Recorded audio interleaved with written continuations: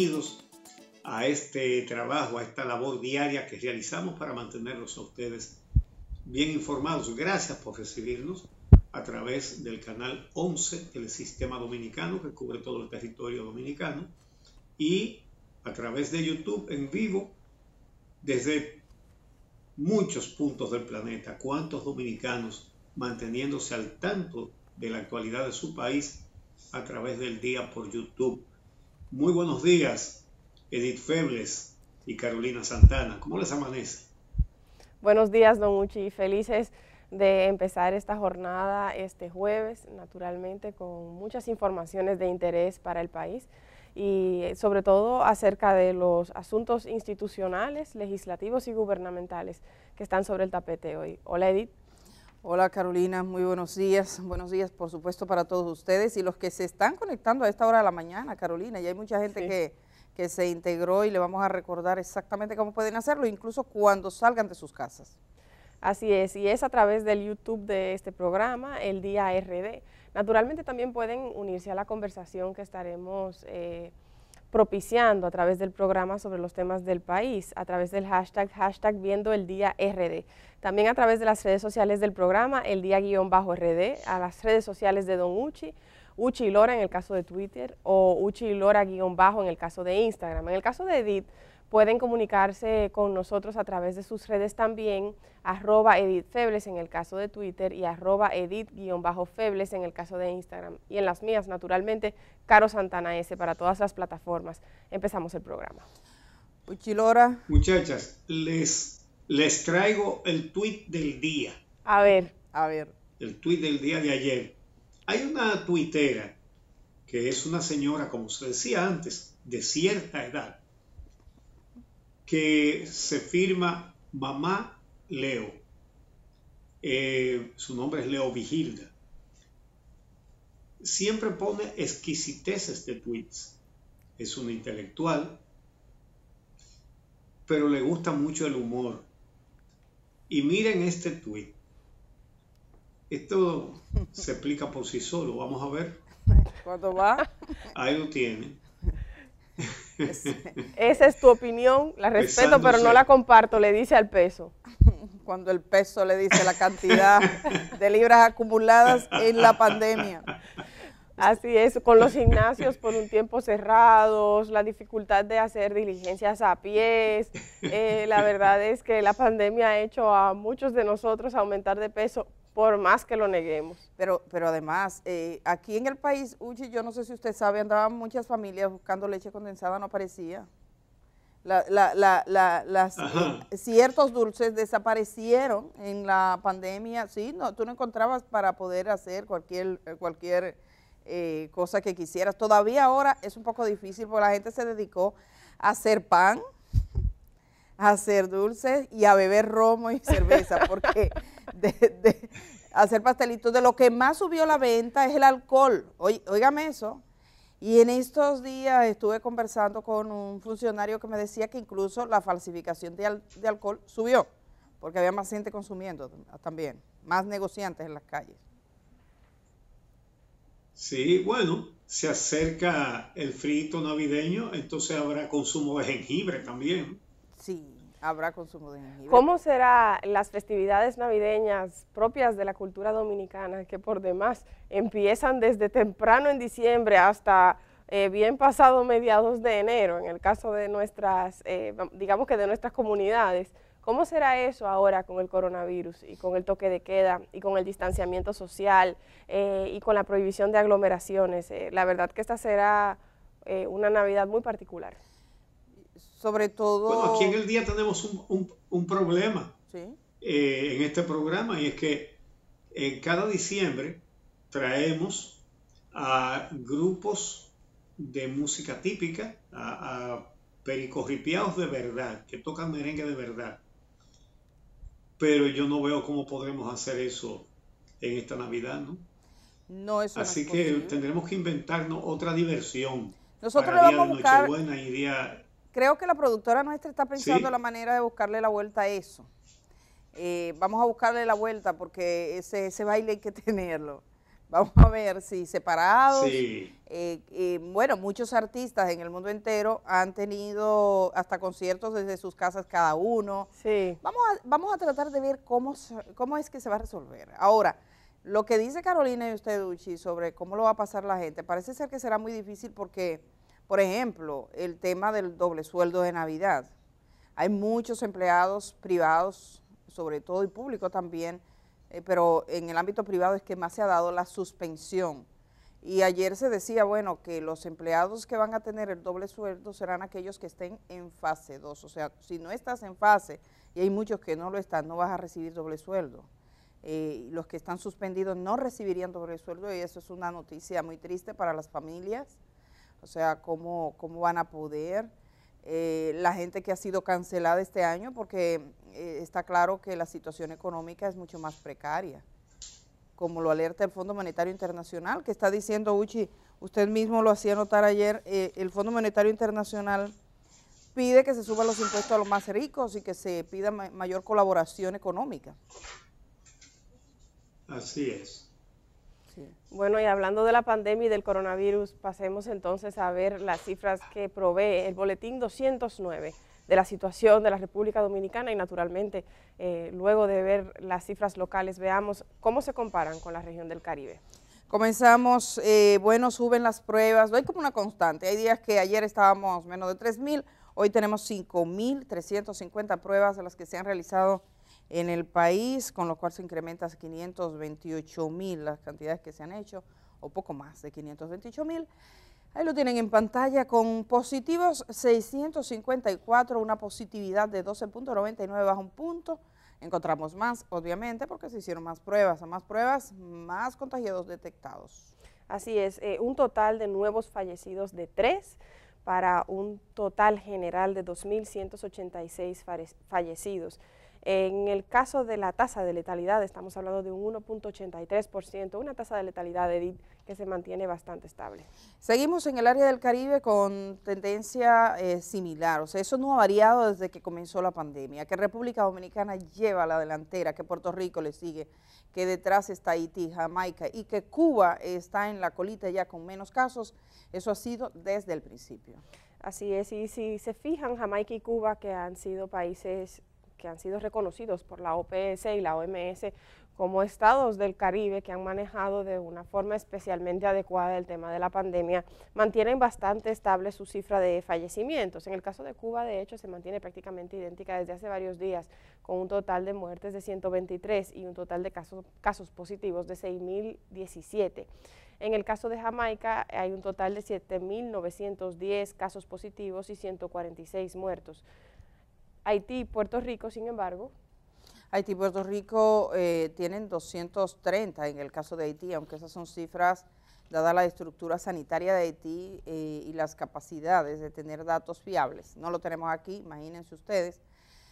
Uno tiene muchas dudas. De todas maneras, oficialmente reconocidos, Haití dice que tiene 8.887 casos positivos, 230 fallecimientos, mientras que Jamaica 7.910 con 146 fallecimientos. Y allá en la cola, Cuba, con 6.017 casos positivos y 123 fallecimientos. Pasamos a la ocupación hospitalaria. Así es. En el caso del sector público hay un total de 2.243 camas habilitadas para un total de 269 camas en uso.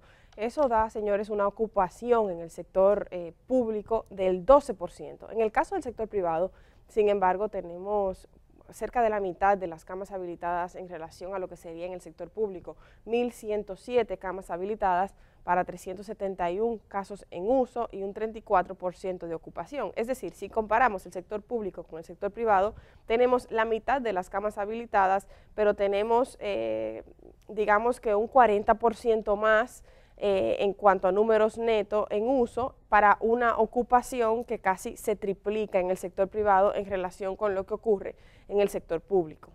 Y entonces aquí están las camas de cuidados intensivos. En el sector público están habilitadas 237, poco menos del sector privado que tiene 288. Y tenemos en el público 53 camas en uso, en el sector privado 99, esto es un 22 y un 34%. tomando en cuenta que en este país llegamos a tener hasta 98%, esto es una buena noticia siempre que se mantenga de este modo. Así es, eso es el caso de las unidades de cuidados intensivos. Ahora, en el caso de los ventiladores, el país tiene habilitados 417 ventiladores en uso, 81 ventiladores para una ocupación total de un 19%. Efectivamente, ahí tienen ustedes los ventiladores. Quisiera referir ahora algunos datos referentes a la pandemia. Le voy a pedir a nuestra productora la queja de la rectora de la Universidad de Granada. Es una queja muy particular. Yo creo que cuando uno escucha tiene toda la lógica del mundo. Ella se refiere a que las universidades han cerrado sus puertas, los colegios, las escuelas, pero abrimos los bares. Miren ustedes cómo lo dijo. Ella, bueno, vamos a verla en un momentito, pero tiene como toda la lógica del mundo. De hecho, nosotros estamos abriendo el sector turístico, tenemos los hoteles, vemos a la gente que se junta en los restaurantes y demás, y ella dice, ¿por qué no se toman algunas medidas y tienen por lo menos pequeños grupos de estudiantes en el ámbito universitario, que es un ámbito universitario para adultos? Esa es la opinión. ¿Qué te parece, Caro? Sí, es evidente que entre economía y salud, a cualquiera, digamos que ni siquiera es un tema ideológico, cualquiera que tenga dos dedos de frente sabe que el tema de la salud es vital. Sin embargo, para que no colapsen ciertas industrias y ciertos sectores, muchos países, incluyendo la República Dominicana, han flexibilizado el tema de las medidas de prevención para poder incluir industrias como los restaurantes, el turismo, los bares. Entonces es una pregunta muy válida, ¿por qué no se está dispuesto a correr un riesgo similar, no solo por economía, no solo por industria, sino por algo mucho más importante como la educación? No es una respuesta sencilla, ¿no? No es una pregunta cuya respuesta es sencilla, pero la verdad es que la cuestionante es bastante válida. ¿Por qué sí para la industria y por qué no para la educación? Veamos lo que ella dijo. Y la formación. Dejan los bares abiertos y cierran las aulas, los seminarios, las bibliotecas y los laboratorios. Para esta rectora y para esta institución, la verdad que nos sorprende, pero sobre todo nos entristece ver cómo se valora lo que es una universidad.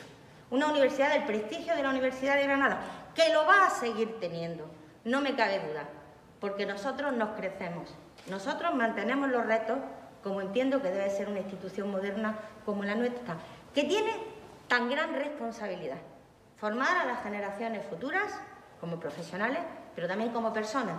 Pero parece que se entiende que es mejor que vayan a los bares, a las cafeterías o al ocio nocturno.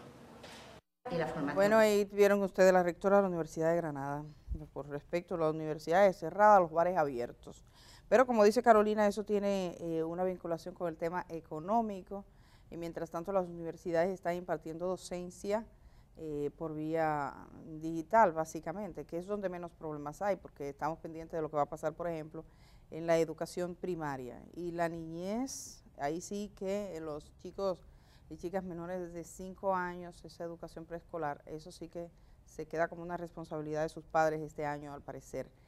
El gobierno ha extendido, ha aprobado ya la extensión del estado de emergencia, son 45 días más del estado de emergencia en la República Dominicana. Eso implica el toque de queda, que es básicamente la señal más ostensible, más visible de ese estado de emergencia. Así que fue aprobado, se continuaría, tendríamos hasta el 18, vamos a ver, esta sería la segunda solicitud que hace el presidente de la República. Nosotros así poco a poco, yo creo que en diciembre, como tú decías, probablemente tengamos toque de queda todavía. Sí, a mí me parece que sí, y también creo que es importante destacar que se extiende el estado de emergencia, se extiende el toque de queda, pero ello también implica la extensión de un sinnúmero de flexibilidades administrativas para el gobierno. Flexibilidades administrativas que digamos que estamos en una situación excepcional, pero que no fueron debidamente reguladas con antelación. Entonces, para quienes nos preocupamos por los asuntos institucionales, el tema de la extensión del estado de emergencia no solo preocupa, digamos que por razones económicas, por razones sociales, ahora como bien hablábamos, por razones educativas, sino porque no estamos convencidos de contar con una institucionalidad que sepa llevar a cabo procesos desde la administración pública con celeridad, de una forma que garantice el buen manejo de la cosa pública. Entonces creo que mientras más se extiende el toque de queda y el estado de emergencia, más oportunidades tenemos de empezar a regular los estados de excepción a nivel reglamentario, sobre todo a nivel adjetivo, sobre todo para permitir que el Estado pueda hacer frente a las labores administrativas de una forma que no levante mayor suspicacia a pesar de la celeridad que se hace necesaria en un estado de excepción. Bueno, pues otro aspecto que tenemos que ver es quién paga la crisis o quién aporta en la crisis. A quién se le suben impuestos, cómo se paga esta crisis, porque evidentemente hay una crisis y es mundial. El Fondo Monetario Internacional, que no es dado particularmente a pensar en los sectores más desfavorecidos, sino en las cuentas, ha pedido a los gobiernos que suban los impuestos a los más ricos y a las empresas rentables para que paguen la factura de la crisis. Dice, es necesario que sean los más ricos y que sean las empresas quienes aporten en sus respectivos países. Eso lo está tomando en cuenta. Y hay que recordar, por ejemplo, un informe de Oxfam de enero de este año, donde habla sobre la desigualdad económica de nuestros países y de manera particular, en América Latina y el Caribe, el 20% de la población concentra el 83% de la riqueza. El número de millonarios en la región pasó de 27 a 104 desde el año 2000. Dice, en grave contraste, la pobreza extrema está aumentando. En 2019, 66 millones de personas, es decir, 10.7% de la población, vivía en extrema pobreza de acuerdo a los datos de CEPAL. Entonces, ese informe de Oxfam, por ejemplo, nos retrata las grandes desigualdades, inequidades que vivimos en todo el mundo y particularmente en la región del Caribe. No deberían pagar del mismo modo. Entonces, lo que está pidiendo el Fondo Monetario Internacional es pensemos, busquemos la manera para que sean los más ricos quienes más aporten. Y eso tiene que ver con las tasas impositivas, con que a veces se le exoneran, hay exoneraciones fiscales para ciertos conglomerados económicos de nuestros países, así que a escuchar en este caso al Fondo Monetario Internacional. La verdad es que a veces se cree que la gente no tiene como esa intuición de lo que estructuralmente debe ocurrir con los asuntos institucionales. Y se equivocan quienes creen eso. Fíjense como los expertos del Fondo Monetario Internacional señalan que la brecha aumenta, que afecta el tema de la desigualdad, que hay cada vez ricos más ricos y pobres más pobres. Y sin embargo, aquí cuando se habló de impuestos, el principal reclamo de la gente era ¿por qué gravar el consumo? ¿Por qué gravar a los de abajo? ¿Por qué pagar más impuestos quienes menos pueden? ¿Por qué no pagan los ricos, llenos de exoneraciones y de exenciones? Entonces, es eso, es que cuando llegue, en el caso de la República Dominicana, el momento del famoso pacto fiscal, la famosa reforma fiscal, se tome en cuenta que la gente de a pie no puede pagar más impuestos, sobre todo por la crisis, pero en general no puede pagar más impuestos. Ahora, los grandes ricos, las grandes industrias, el gran empresariado, ese puede pagar más impuestos, sobre todo considerando que paga pocos impuestos de por sí con el tema de muchas exenciones y exoneraciones particulares o dirigidas. Además, en este país hay sectores no productivos que gozan casi como de un paraíso fiscal, como es el caso de las bancas de apuestas, que pagan unos impuestos que si a eso se le puede llamar impuestos, es mucho decir. Naturalmente, el Congreso Dominicano se ha caracterizado, y hablaremos del Congreso Dominicano más adelante por otras razones, pero el Congreso Dominicano se ha caracterizado por estar integrado por legisladores riferos, es decir, por legisladores que están vinculados a los negocios de las bancas. Entonces, el que hace la ley hace su propia trampa. Es insostenible. La única forma de que la brecha de la desigualdad se reduzca a través del tema de los impuestos, además de la inversión en política social, es que esté estructurado de una forma tal que el que más gana, más pague. Bueno, señores, queremos agradecer a la gente que está en sintonía a esta hora de la mañana, que está en el chat, que nos está mirando desde los Estados Unidos, desde cualquier parte de Europa y desde aquí, desde República Dominicana. Gracias, estamos leyendo sus mensajes, más adelante los compartimos. Por razones de tiempo, nos vamos a ir a una pausa. Tenemos más que compartir con ustedes este día. Como decía Carolina, hoy aquí le vamos a mostrar cómo opera el barrilito, los datos que incluso se han buscado un poquito más allá. Pero además es muy importante. En el día de ayer tuvimos aquí al representante de la empresa propietaria de una estación de combustible en Licey al Medio que explotó. Esa tragedia es mucho más que lo que se ha mostrado hasta ahora, es muchísimo más. Las personas que residen en el entorno y que resultaron afectadas se pusieron en comunicación con nuestro equipo de producción. Han mandado imágenes que son inéditas y ellos también quieren hablar. Los vecinos de ese entorno son parte de nuestros invitados. Hay mucho más acá. Así que hacemos este cambio y estamos regresando de una vez. Nuestra productora nos adelanta también otros contenidos.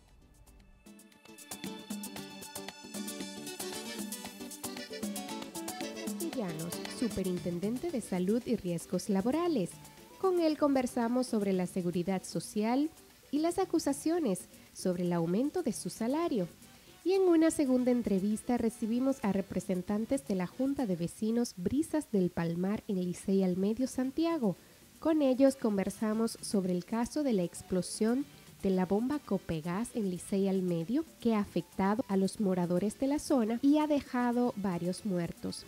No se pierdan estas declaraciones en